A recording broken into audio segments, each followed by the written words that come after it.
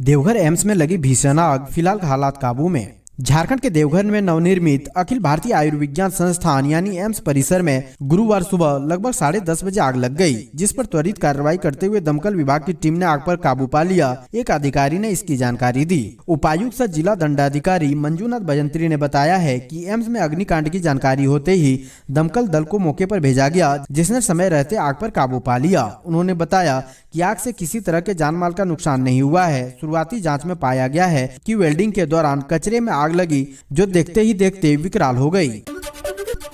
कांग्रेस का जय भारत सत्याग्रह यात्रा राज्यव्यापी सत्याग्रह यात्रा के तहत 19 जिलों में कार्यक्रम संपन्न। गिरिडीह और कोडरमा में हुई सभा। झारखंड प्रदेश कांग्रेस कमेटी के तत्वाधान में 1950 किलोमीटर राज्यव्यापी जय भारत सत्याग्रह यात्रा कार्यक्रम के तहत 19 जिलों में कार्यक्रम संपन्न हो गया। गिरिडीह और कोडरमा में जय भारत सत्याग्रह सभा का आयोजन किया गया। झारखंड प्रदेश कांग्रेस कमेटी के प्रभारी अविनाश पांडे ने जय भारत सत्याग्रह सभा को संबोधित करते हुए कहा, महंगाई व बेरोजगारी के मुद्दे से ध्यान भटकाने के लिए नफरत की राजनीति फैलाई जा रही है। उन्होंने कहा कि सत्ताधारी केंद्र सरकार की गलत नीतियों के विरोध करने की हिम्मत किसी ने नहीं दिखाई। हमारे नेता राहुल गांधी ने 8 साल में सड़क से लेकर सदन तक केंद्र सरकार की गलत नीतियों का विरोध किया। समय समय पर प्रधानमंत्री नरेंद्र मोदी से केंद्र सरकार से समय समय पर निर्भीक होकर प्रश्न पूछा। जरूरत पड़ी तो अकेले सड़क पर निकल पड़े। चाहे किसानों के लिए लाया गया काला कानून हो, तुगलकी फरमान, नोटबंदी हो या जीएसटी जैसे मुद्दे हो।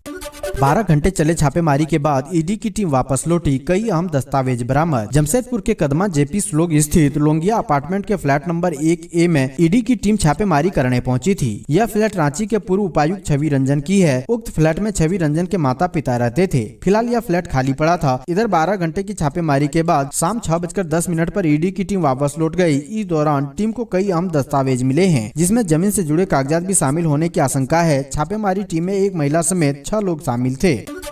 भाजपाइयों ने मुख्यमंत्री हेमंत सोरेन का पुतला फूंका। रांची में सचिवालय घेराव के दौरान भाजपाइयों पर पुलिस की बर्बरता कार्रवाई के खिलाफ पार्टी कार्यकर्ताओं ने सरिया झंडा चौक के निकट 13 अप्रैल की शाम मुख्यमंत्री हेमंत सोरेन का पुतला फूंका। रांची में 11 अप्रैल को सचिवालय घेराव के दौरान पुलिस ने लाठीचार्ज करने समेत पानी की बौछार और आंसू गैस छोड़े थे। इसके पूर्व पार्टी के मंडल अध्यक्ष अजय यादव के नेतृत्व में सैकड़ों की संख्या में पार्टी कार्यकर्ता ओम दयाल भवन से झारखंड सरकार के विरोध में नारेबाजी करते हुए झंडा चौक पहुंचे। पुतला दहन के बाद नुक्कड़ सभा आयोजित की गयी। सभा को संबोधित करते हुए भाजपा नेताओं ने पुलिस की बर्बरतापूर्ण कार्रवाई की कड़े शब्दों में निंदा की। मौके पर हरिहर मंडल, महेश मोदी, बबलू मंडल, युधिष्ठिर मंडल समेत बड़ी संख्या में भाजपा कार्यकर्ता उपस्थित थे।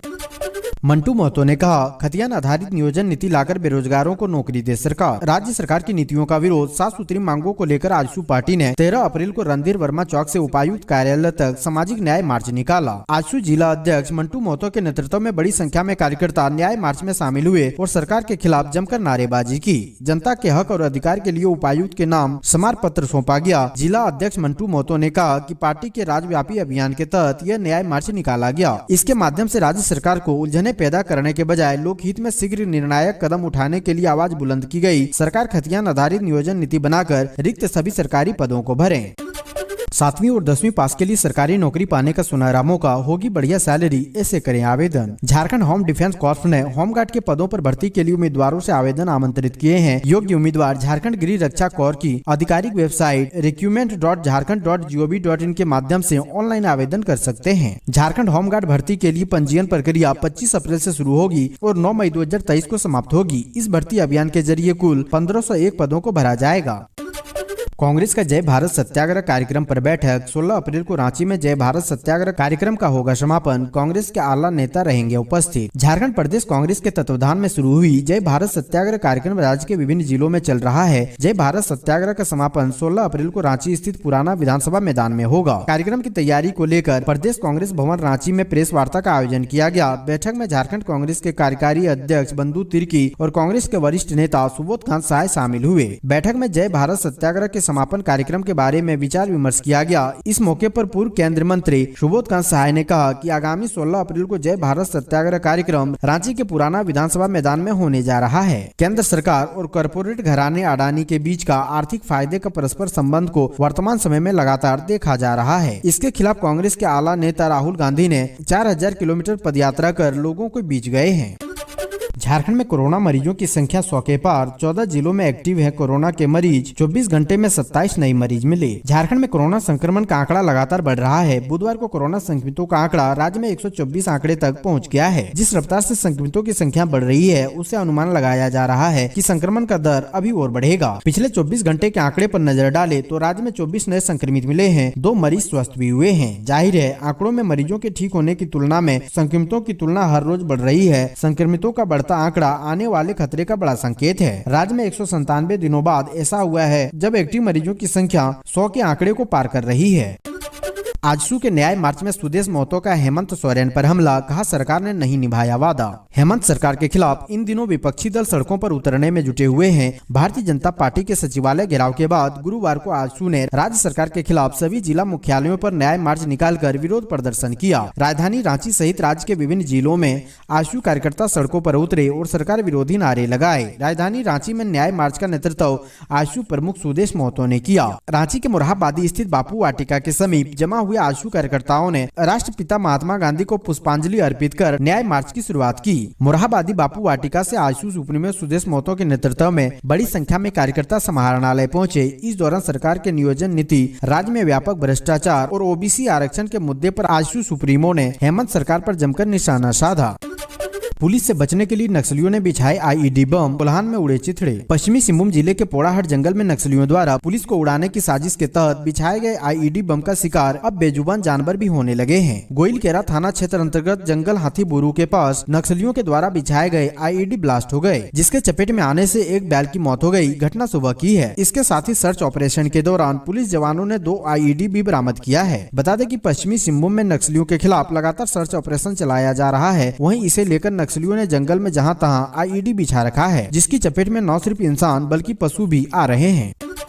रांची के पूर्व डीसी छवि रंजन के घर पर ईडी का छापा, कुल 22 ठिकानों पर छापेमारी, कई सीईओ और जमीन कारोबारी रडार पर। झारखंड में ईडी की दबिश जारी है। मिली जानकारी के अनुसार गुरुवार को ईडी की कई ठिकानों पर छापेमारी चल रही है। सूत्रों की माने तो प्रवर्तन निदेशालय ने आईएएस अधिकारी छवि रंजन के आवास पर छापा मारा है। साथ ही बताया जा रहा है कि कुल अंचल अधिकारी और जमीन कारोबारियों के ठिकाने पर छापेमारी की जा रही है। जानकारी हो कि आईएएस अधिकारी छवि रंजन वर्तमान में समाज कल्याण विभाग के निदेशक है। साथ ही पहले ये रांची के डीसी के पद पर भी रह चुके हैं। सूत्रों से मिली जानकारी के अनुसार प्रवर्तन निदेशालय की टीम गुरुवार अहले सुबह आईएएस छवि रंजन समेत कई अन्य के ठिकानों पर आ पहुंचे। अगर मामले की बात करें तो सूत्रों का कहना है कि रांची के बरियातू स्थित सेना के कब्जे वाली 4.55 एकड़ जमीन की खरीद फरोख्त मामले में ईडी के अधिकारियों ने यह कार्रवाई की है।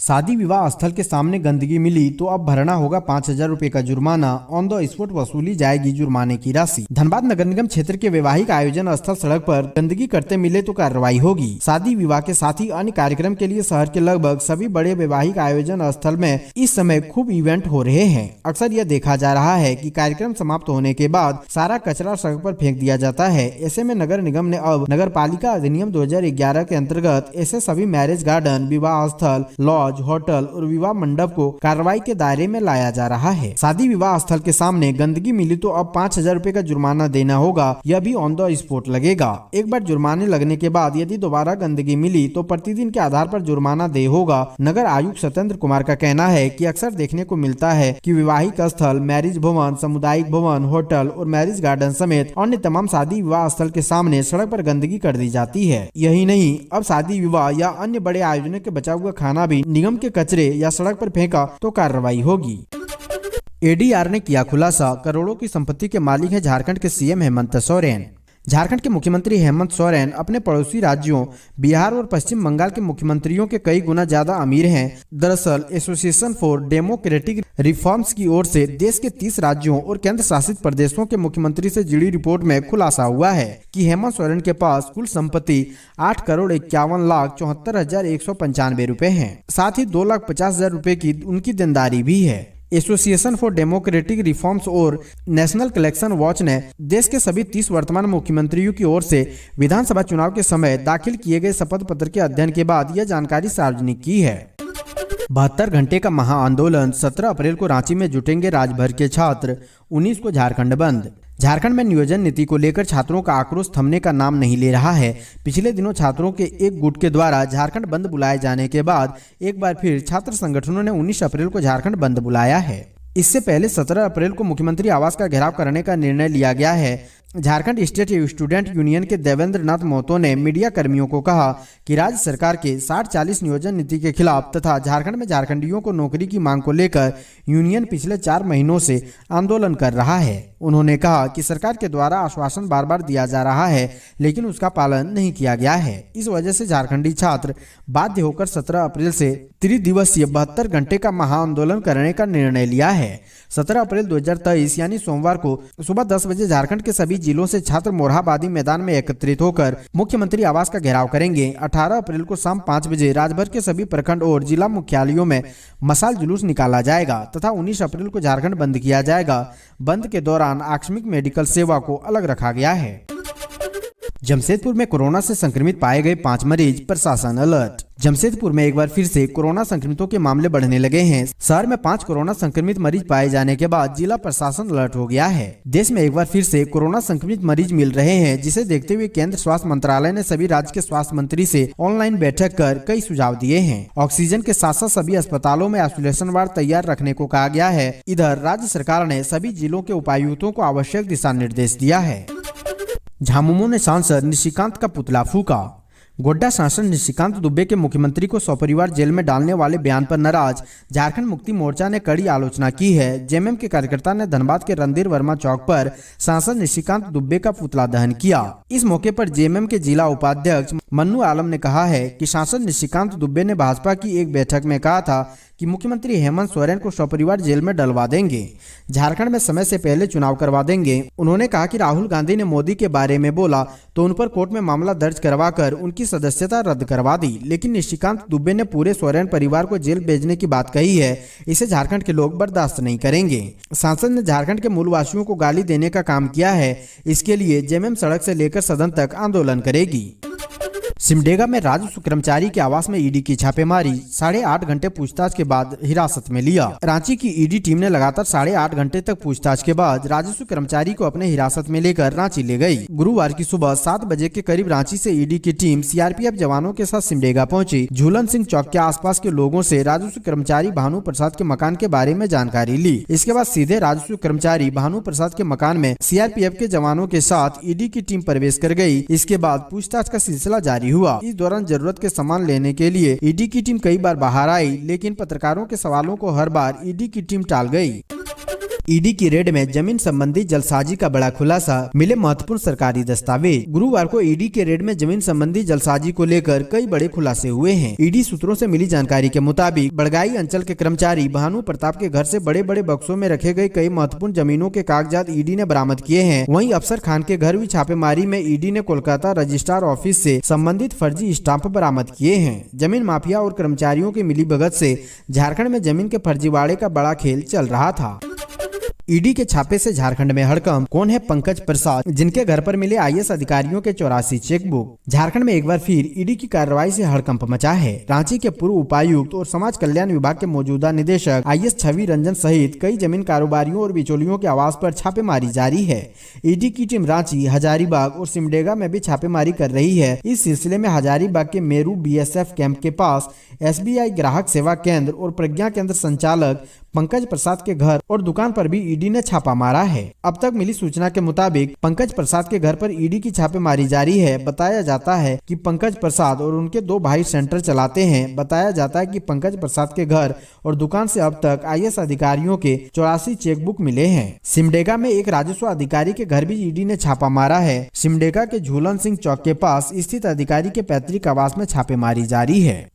रोशनलाल चौधरी ने कहा, नीति विहीन हेमंत सरकार को 2024 में उखाड़ फेंकेगी AJSU. All Jharkhand student union की जिला समिति ने अपने कार्यकर्ताओं के साथ गुरुवार को न्याय मार्च निकालकर उपायुक्त नैन्सी सहाय को 7 सूत्री मांग पत्र सौंपा है। उपायुक्त को दिए गए मांग पत्र में झारखंड में स्थानीय नीति और नियोजन नीति लागू करने, जातीय जनगणना कराने, आबादी के अनुसार पिछड़ों को आरक्षण देने, खनिज संपदाओं की लूट पर रोक लगाने सहित कई मांगे शामिल है। न्याय मार्च का नेतृत्व जिला अध्यक्ष विकास राणा ने किया तथा संचालन जिला प्रधान सचिव कपिल महतो ने किया। न्याय मार्च में आजसू पार्टी के केंद्रीय महासचिव सह बड़कागांव विधानसभा प्रभारी रोशनलाल चौधरी एवं विशिष्ट अतिथि मांडू विधानसभा प्रभारी तिवारी महतो शामिल थे। इस मौके पर रोशनलाल चौधरी ने कहा कि हमारी मांगों को पूरा नहीं किया गया तो सड़क से लेकर सदन तक आंदोलन करेंगे।